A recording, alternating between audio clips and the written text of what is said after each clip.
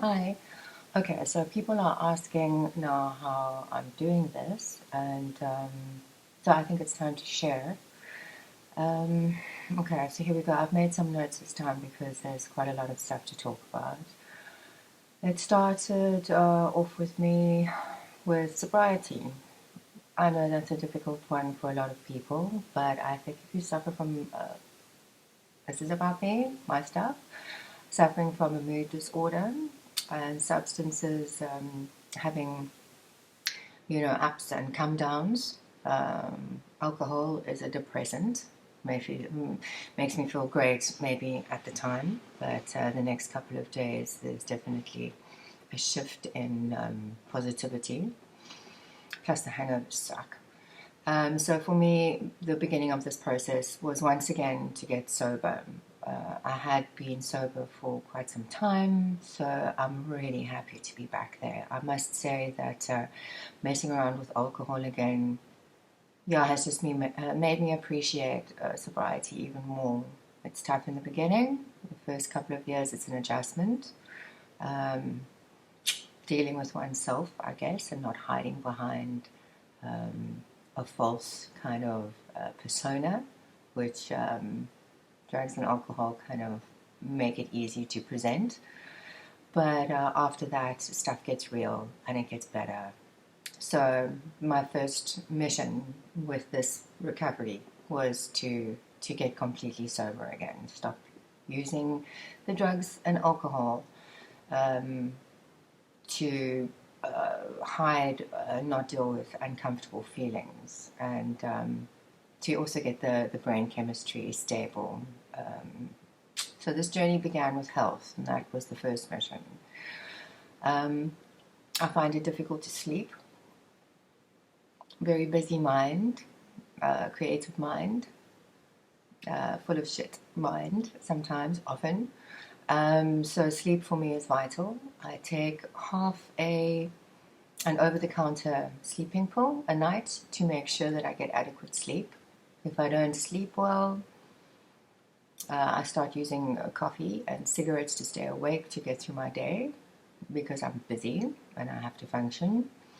That leads to not eating correctly, which leads to not sleeping correctly, which leads to more stimulants, and inevitably anxiety because of the speed of the caffeine, I guess, and nicotine really makes me more anxious, which is bizarre because we keep getting told that it calms nerves. It doesn't. It's a stimulant. I notice it big time when I'm smoking far less and when I'm gunning it because it's usually work related with me, computer, deadlines, coffee, cigarettes, and then I battle to sleep. So I start to see how all of this is kind of interlinked now.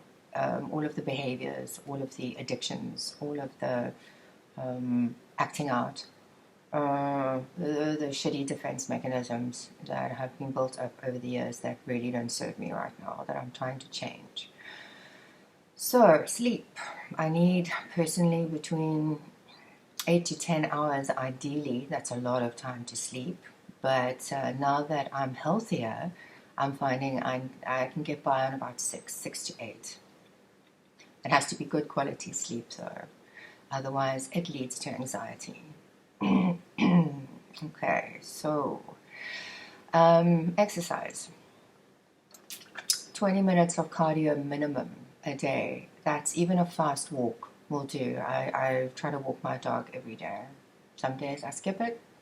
If I'm busy, I try to walk him every day. And that's just to get the heart rate up, get the endorphins going, the feel-good hormones. Great for stress, great for anxiety. So 20 minutes minimum. If you can do more, awesome. I'm building up to running again now. I find running really, really amazing for my mood. I do yoga every day when I'm doing well and I'm in a good routine.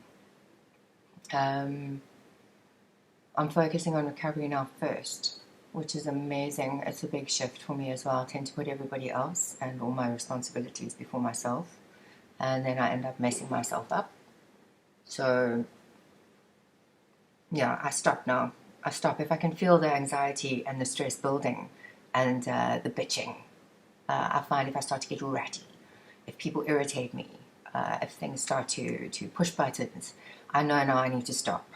And I need to do a meditation or some yoga and just ground and, get some perspective before the brain starts going and then the behavior starts going and then the fights happen and then things get worse. So yoga for me works wonders. I like the fact that it's non-competitive, even with oneself. If you're taught correctly, it's a very mindful practice. It's listening to your body. It's accepting there'll be days when you can do certain things and days when you can't. Being patient, really just being present in your body. Plus, it makes you friggin' strong and fit. I do Ashtanga personally. It's like power yoga. It's very it's active, a lot of movement. Yeah, I think anything like Qigong, Tai Chi. I'm sure there are a gazillion other practices that are not I would say exercise, sort of gym-based cardio, but something that really drops you into your body. Dancing, flow arts, hula hooping, staff, poi, anything that keeps you present and stops that chatter in your head. After the yoga, I do it to get myself into a state where I'm ready to meditate. It slows my mind down enough, makes the meditation easier. Meditation is difficult. It's hard to get into. I love it now. I'm using a kind of transcendental meditation technique now, completely stilling the mind. It's happening. It's an incredible feeling. Sometimes it's hard to come back from. I could sit there for hours. It leaves me feeling a sense of peace and that I'm present. So all of this stuff for me is about staying present. I think I've talked about this before, that the depression is reliving the past. I've got trauma in my past and a couple of really, really toxic, challenging relationships that are still going on. And I have, and then the anxiety about the future, the fear that comes from the trauma and the getting into trouble of like, it's a dangerous world and I have to be vigilant. And so very much the anxiety and depression for me is about staying present. Any mindfulness technique about here is all I can do. I have to do the next thing that needs to be done. Stay calm and trust that everything is as it should be and it's going to work out okay. So anything that I can do to be here now, I do. And these are my techniques: the yoga, the meditation, the exercise. The Power of Now, amazing book. Such a simple concept, so hard to do. He actually, Eckhart Tolle, has done a reading of it that's free on SoundCloud if anyone wants to listen. It's brilliant stuff. I can see why he had a bestseller. He gets it.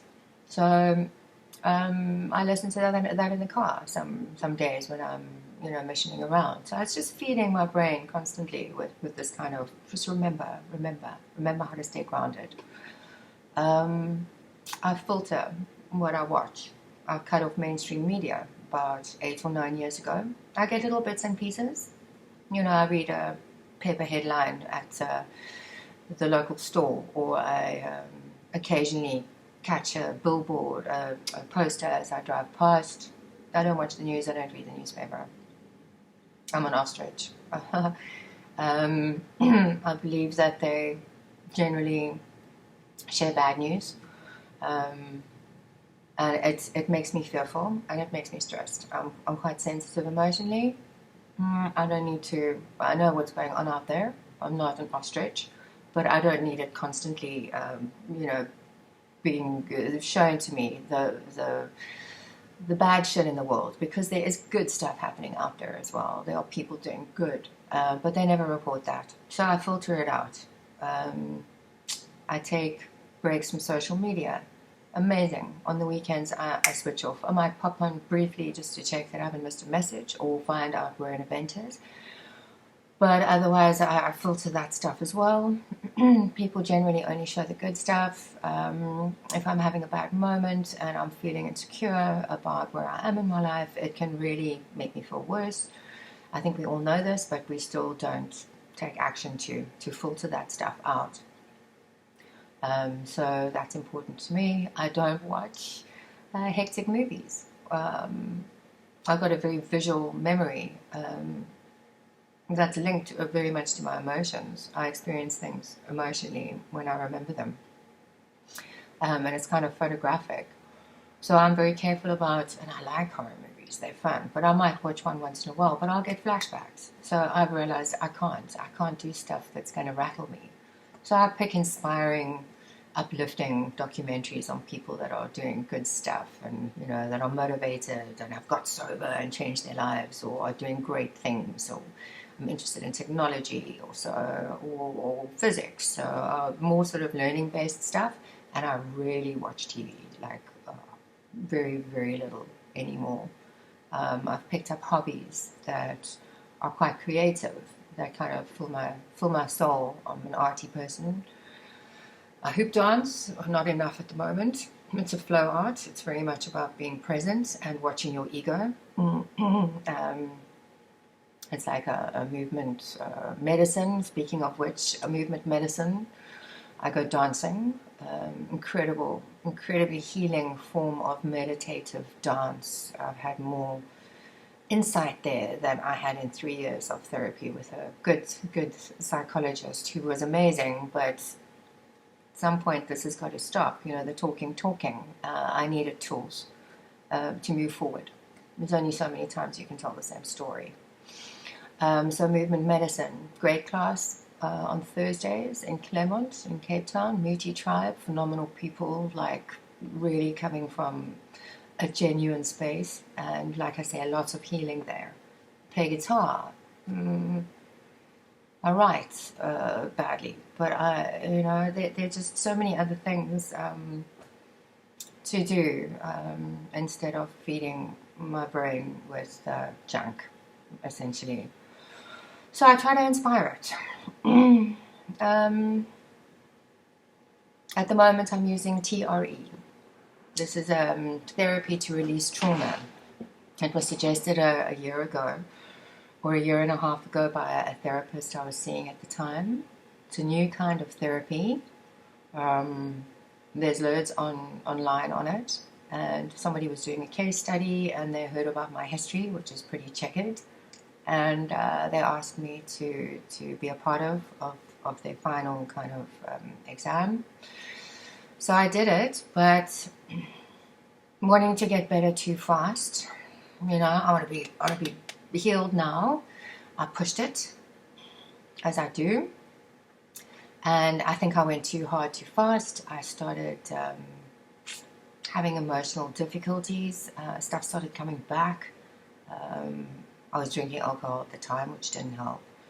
So I bailed, and I really didn't expect it to have the kind of effect that it did, to be honest. I thought it was kind of, hey, wow, there's something there, for sure. Anyway, so I've picked that up again. I do it before bedtime now. I do it very gently, little bits at a time. I find that's really, really helping with the sleep. I get into bed afterwards and I pass out. Whereas before, even with half the over-the-counter sleeping tablet, which I'm going to try and shift now because I'm finding natural remedies for that online, I would still, the mind would go for like 15 or 20 minutes or half an hour. But literally last night I did it. I got into bed and I don't even remember falling asleep. I also had quite a stressful night last night. I'm trying to make money. I'm really, really broke after this rock bottom last year. And I'm focusing too much on this campaign because I got to be in my bonnet. But and I'm shifting away from web development ultimately. So I've let some clients go, and I've kept the ones that I really, really adore and that are doing good stuff. kind of my superheroes. Um, so there's financial stress, and that would have driven me into all night working previously and tons of cigarettes and coffee. Uh, but now I have this sense of peace that everything's going to be okay. It always has worked out. I've always made a plan. I have no financial amends, even through all my years of fucking out and finding my feet again. Pretty responsible. So, and I've realized stressing is not going to help. So I've been working, but I haven't been killing myself. I've lost my train of thought. Oh, so last night I was trying to get some work in to get the site done for the end of the month. And technical issues, stupid page builder, I've decided to hand code it. But anyway, that's like a long story. So I wasted a day trying to set it up so it would be easier and easier for the client to update. These page builders don't work. But anyway, another story. So I was very pissed off and stressed. And then I still had to bake for school this morning. So I was up until about 12:30 making little race cars with jelly bean things and smarty wheels, and they looked awesome. But I was tired and I was grumpy, and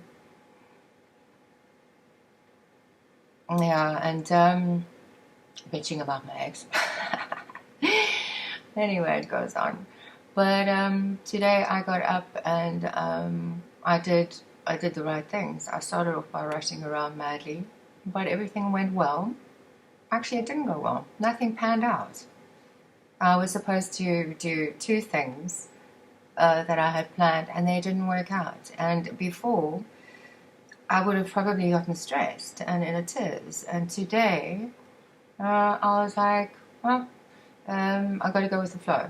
It's not supposed to happen today. It's going to happen. So what can I do now that's going to make it better? And being quite tired and stressed from the night before, and having got up early, super early, because I had to be somewhat super early and still had to do the school run, I was quite grumpy and tired. But I came home, I stopped, I did the yoga, I did the meditation, I ate something, and I'm back. So this is putting the tools to use, I guess. It's it's action. It's not going to happen. Nobody's going to fix it for me. I know what to do. It's actually, I'm not doing it. So using therapies to tackle these issues, admitting that there are issues, and then finding solutions or trying different things. Maybe something doesn't work, maybe something else does. I've gone back to the TRE now because I've heard more about this parasympathetic nervous system and trauma, and how your body can get triggered by something and go straight into fight or flight. So it does seem irrational. It is irrational for people that don't understand how anxiety works. But it's actually a physiological response. And there are ways of managing it with tools now. These are all online. Susanna, who's posting on the Perfect page, is a TRE counselor. She comes from a background of trauma counseling in the South African police force, so she has been exposed to some trauma. So she knows what she's talking about. So she's gone into TRE, which is an exercise to help release it and process it via the body instead of via talk therapy. And with respect to all psychologists out there, it doesn't change anything. We know what happened. We know how we behave weirdly. How do we change it? Let's change it. So this is one of the therapies. I'm sure there are a bunch of other ones. I mean, people use Reiki, people use massage, people use, there's tons of stuff to go out and research and find people to connect with that are dealing with the stuff. I'm using TRE currently. The tools I'm using, the 12 steps. This is upsetting for some people because it's not cool. It's not like hip. It's not modern. They work. They're fucking brilliant. They work. So I'm back to using them. Like I say, I did talk therapy for a long time. I tried psychiatric meds for a long time. These tools that are being shared for free because I couldn't afford any more therapy. I had kids to support and myself to support, and I needed help. there are meetings all over the Western Cape for various difficulties, from addiction to emotions to sex and love to relationships to family dysfunction to, these people, and they're groups of people that are walking the walk. They know what they're talking about. They have managed to find a way to live that is healthy and stable, and it is totally free. Everybody's welcome.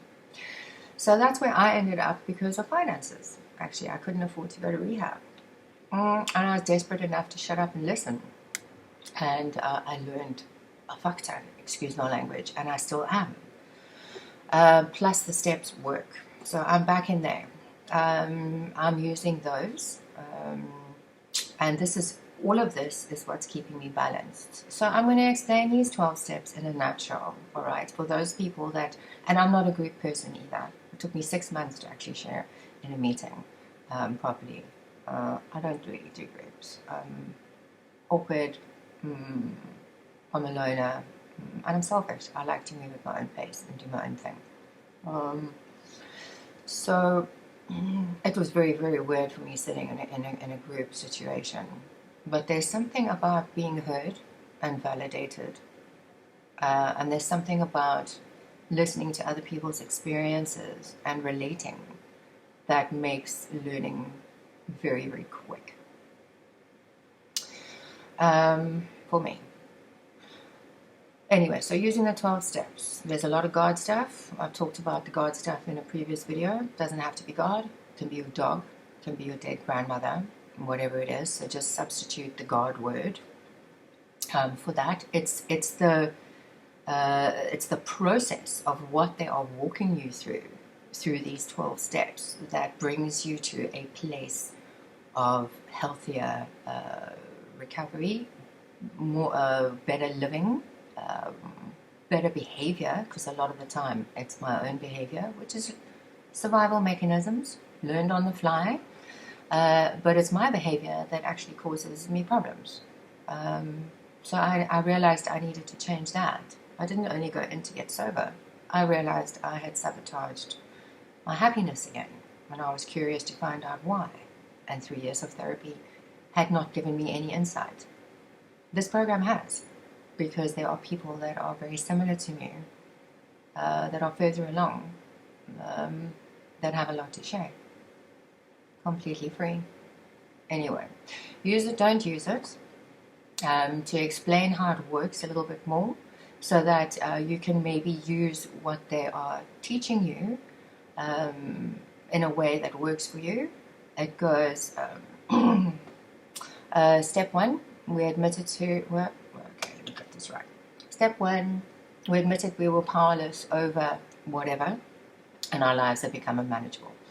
So substitute whatever for alcohol, drugs, love, relationship, your marriage, your mother-in-law, your anxiety and depression, your eating disorder, whatever it is. And to me, that is basically admitting I needed help. It's getting honest. It's going, okay, this is shit, it's sucky. I'm not managing well. I'm not happy. I need help. Okay, I need help. Puts me in the right frame of mind to get help and maybe listen to some advice. That's the first step. I mean, if I don't know that, if I'm in denial that there's a problem, it's just going to continue. So step 1, basically admit you need help. I admitted I need help. Step 2, we came to believe that a power greater than ourselves would restore us to sanity. And this is where a lot of people get put off. I'm not into religion. I'm going to reiterate that for the 100th time. It creeps me out, sorry to all the religious people. But my interpretation is that it's to have faith or hope that things can get better, basically. So I see someone that is suffering from the same stuff I am, and they are doing okay. So I should be able to do it. So I'm having faith that I can get better. Step 3, okay, came to believe in a power could restore us to sanity. That's step 2. We handed our will and our life over to the care of God as we understood Him. That's step 3. Okay. Oh, big step. That's, I think, where most people bail. Fair game. Take it into mainstream life if this kind of stuff freaks you out. Like I say, I do it because it's free and these people know their stuff. And I have my own weird concept of something greater. But basically, step 3, you hand your will over. Find a mentor, find a coach, or find a psychologist, or someone, a trauma specialist, someone that's dealing with this kind of stuff. And listen, stop trying to control everything. Go, for me it was like, okay, I don't know what the fuck I'm doing here, because I keep doing the same thing and messing up. So I am going to listen. Step 3, hand my will over to someone that knows better. You know, it's not, I believe in free will with consequences, but I also understand now that there are people that I can learn from. So happy to listen. Step 4 is we made a searching and fearless moral inventory of ourselves. Right, take it into mainstream. Write out an inventory, and this step 4 is brilliant because you write out your resentments for all the people that you pissed at, but then you write out your part in it. Okay, it's personal accountability. This is genius. Okay, in recovery, I'm sorry, this is genius. So it's now, I am responsible for the shit in my life. I have to stop blaming everybody else. Oh, they did that, if only they hadn't, you know, I've got it so hard. Gets you out of victim mode, and you start looking at your patterns. Okay, there's that resentment and there's that resentment. How did I contribute to the fight or altercation? And what was my motivation there? And I started to see these patterns, this like distorted thinking and these destructive belief systems that aren't even me. This is stuff that I've picked up via other people, authority figures that I've been told is right, that doesn't even live with who I am. And yet I'm acting out these bizarre resentments in relationships with people because that's not the way it's supposed to be. So I started seeing these patterns and getting honest with myself about my shitty behavior. Took personal responsibility. Stop blaming other people. Then step 5, admit to another person. Okay, the God word comes in again. I'll just skip it. Admit to another person the exact nature of my wrongs. I did this with a sponsor. My greatest moment was I shared the secret that I'm most ashamed about. I did something at some point out of desperation that I was horribly ashamed about, and I shared it. And she looked at me and she smiled and she shrugged and she said, "Oh, haven't we all done that?" I've been carrying that for years and feeling friggin' awful about myself because we make mistakes. We're human. And to have someone else go it's okay, you're human. So to share, I shared it with a sponsor because I was working the program, a life coach, a psychologist, a health and nutrition coach, a mentor, anyone that is helping you through this process to have the validation and the acceptance and to get it off the chest, to let it go. If I carry on carrying that stuff around and the self-loathing and shame that goes with it, I am going to feel worse and I'm going to want to escape and hate myself, and I'm going to hurt myself. I'm not going to love myself enough to do the right things for myself. This is an important step in recovery. The next one is we're entirely ready to have God remove all these defects of character. Sorry, the God word. We say just take that out. They scare so many people off. I think this is just really setting the intention to change. The belief that I can get better again. Then it goes humbly asked to have these shortcomings removed. Once again, intention. It's setting intention for how I want to be and how I want to behave. It's making me, actually, if you take the God completely out, it's making me aware of my behaviors and wanting to shift them, the ones that don't work. Then it goes, made a list of all persons we had harmed and became willing to make amends to them all. Awesome. If you're wrong, say sorry. If I know I'm wrong, I have this feeling inside me that of guilt. I can't lie and hide it. It's just going to make me feel worse about myself. So I went back and I made amends where I could, where I had hurt people.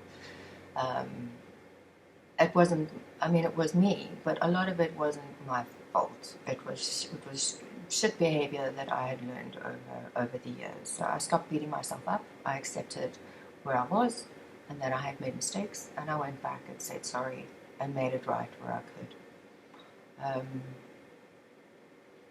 So this step is basically sort your stuff out. You can't live in peace if you feel awful about yourself and you're carrying all that stuff. It's like I can't hide from myself.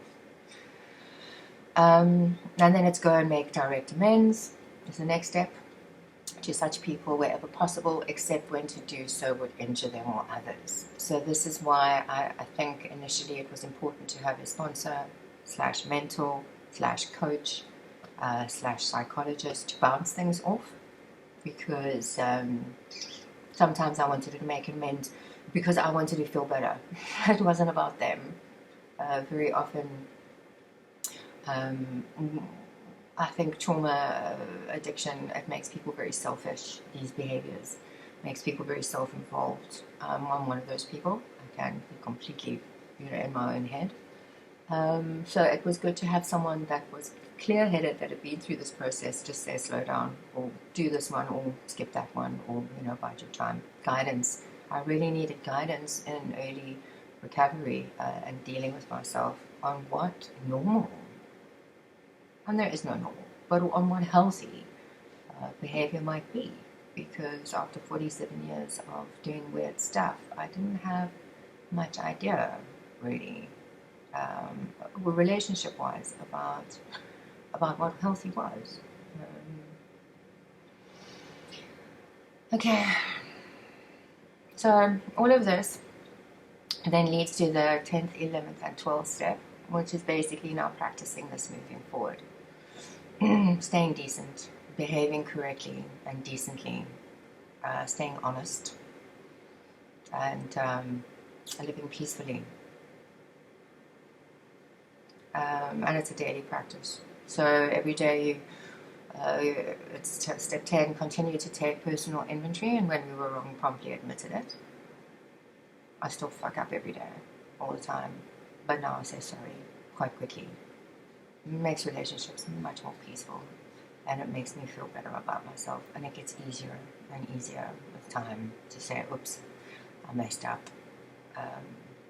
Having said that, there's only so many times you can say sorry, right? And then the behavior's got to change. Sort through prayer and meditation to improve our conscious contact with whatever it is you think, your dead grandmother, your dog, anything that's not your own selfish brain or ego. Essentially, it's letting go of the ego and operating from a space of consciousness and awareness of other people. And then it says number 12 is having had a spiritual awakening. We try to practice these principles, and then we take it out and we share it freely, which is what a lot of this campaign is actually about. It's me doing service and giving back, which is now part of a program that I work. So if you can't go into the rooms, they call them the rooms, and sit through this stuff, maybe these kind of steps to kind of clearing stuff and living kind of healthily moving forward might help. I know other people that have gone to other spiritual programs, life coach orientated stuff, family tree stuff that are doing great. There are many, many ways to the same end. But all of it, for me, is about staying honest, staying humble, and connected, which is not acting out in defense, fear, or ego, or which the massive ego is actually just insecurity. It's another defense mechanism. So it's just principles to really to be a decent human being. It helps when there's a group of people that know you, that can tell you you're full of shit, and to stop being a doss. But any coach or psychologist that is good, that is honest. I don't think a psychologist is allowed to tell you what to do. So maybe a life coachy person that has been through their own journey is someone that might help more. Anyway, so that is what I'm doing. First is sleep, then it's physical, fitness, yoga, then it's mindfulness techniques. Vitamins wise, I'm supplementing. I'm using Skeletum for the anxiety. I take one in the morning with my cup of coffee, which is kind of tough, but I'll get around to that one thing at a time. But so one Skeletum tablet or capsule. They are available from any chemist or health food shop, any good pharmacy or health food shop. They're over the counter. It's a plant. I don't experience any side effects. Works just as well as the pharmaceutical stuff that I was on, which did have side effects. But that, was like, I guess, while my routine was out, I just had to take one pill. So I used that to find stability. I'm off that now. So the Skeletum for the anxiety. I don't think any of this works in patches. Doesn't help if I take the Skeletum, but I drink 16 cups of coffee and don't meditate and then don't sleep. This is a holistic kind of approach that I'm now trying to put together that might help other people. So if there's anything anyone wants to share about what they do or use, then I receive it with much interest and gratitude. I take magnesium. Magnesium helps with depression and with sleep. I take a good omega-3, 6, and 9. It helps with brain function. I take iron. I take a good probiotic. Having said that, sugar and gut health has been linked to mood now. So I lay off the sugar. Been pretty bad recently, but I'm going to get it right again. The sugar affects your gut flora, and that affects your mood. Now they've discovered. Disgusting stuff, sugar. And it's in everything. So getting gut flora sorted out is very, very vital to me as well. That also helps with nutrition because the absorption is then better from the gut. So this is all very holistic. It's all interlinked. I don't think we can tackle just one aspect and not deal with the rest. So a good probiotic, or even better, there's some fermented food products that one can make that have more of these good chocolates or whatever they are in them to assist a homemade sauerkraut, and there are people doing this stuff as well. But a good organic shop will have a decent homemade sauerkraut. 1 teaspoon of that with every meal, and you're getting your probiotics. So gut flora, no sugar, good probiotic. Vitamin B, because I don't eat a lot of meat. I think that's it. The magnesium, the Skeletum, and the probiotic, and the omegas. Those are the ones I wouldn't miss. But I do supplement with other stuff occasionally. Eating 5 times a day. 3 meals, light meals, and 2 snacks. So it's kind of every 2.5 to 3 hours for me, so that the blood sugar stays consistent. If I start skipping meals, the adrenaline starts going eventually. I used to fast. I used to push it. And then the anxiety kicks in. Once the anxiety kicks in, the turmoil in the stomach and the body makes it very difficult to eat.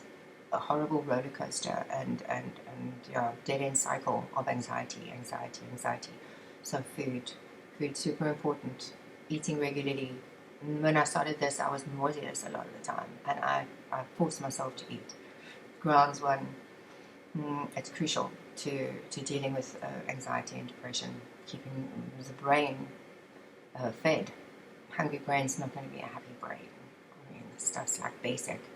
But I do understand, having experienced it, it is very difficult to eat when you are suffering from anxiety. Now I force myself. Okay, so that is what I'm doing at the moment. Is there anything else? I think that's it. If anyone has questions, happy to have a chat on the phone, or if anyone wants to share anything, happy to put it out there to help other people. I can't believe how many people struggle with this. Now that I've kind of vomited it out on the internet, a lot of people are struggling with this, and yeah, I think a lot of it's environmental, okay, which is sad, and this is what makes me worry about the kids. A lot of this is just the pace of life, the disconnection of our society, the mainstream media telling us we're failures if we're vulnerable or we struggle. It's not a healthy place to be. So anyway, here in a complete space of non-judgment and anonymity, if anyone needs anything. Otherwise, this is what I'm doing, and it's working, and I'm going to carry on doing it. Take it easy. Hi, postscript. I just want to make clear that this is my interpretation of the 12 steps that I'm sharing. As far as addiction concerns, drugs and alcohol, this program works incredibly well in my experience, personal experience, but I followed it verbatim initially. So please, if you are dealing with addiction and you want to try the program, listen to the experts and read the approved literature. Everything I express here is my journey, my personal opinion. Psychiatric meds. If you're on psychiatric meds, not a good idea to detox on your own and come off and randomly try things. Please consult with your psychiatrist or your medical doctor. You can wean yourself off slowly, correctly, and under supervision. Stay safe. I'm 47 now. I just realized I said during the last video that I got clean when I was 47. I got clean when I was 43, 42 initially. So that was my first foray into the rooms and the experience. Yeah, and it really, really helped me in so many ways. Anyway, many journeys. There are many journeys, and there are lots of paths, hopefully to the same destination. Find one that works. Don't stop trying. Don't give up. It's possible to find peace and balance. I'm going to be connecting alternative therapies now to the page as well. So hopefully people can see what they resonate with, take the bits that work for them, and find some peace and health. Having said that, once again, if you're an addict or an alcoholic, this stuff works. This stuff does work like a bomb. But the pure version, the verbatim version, which will become clear when you practice it, why and how it works. Yeah. Anyway, it's an adventure.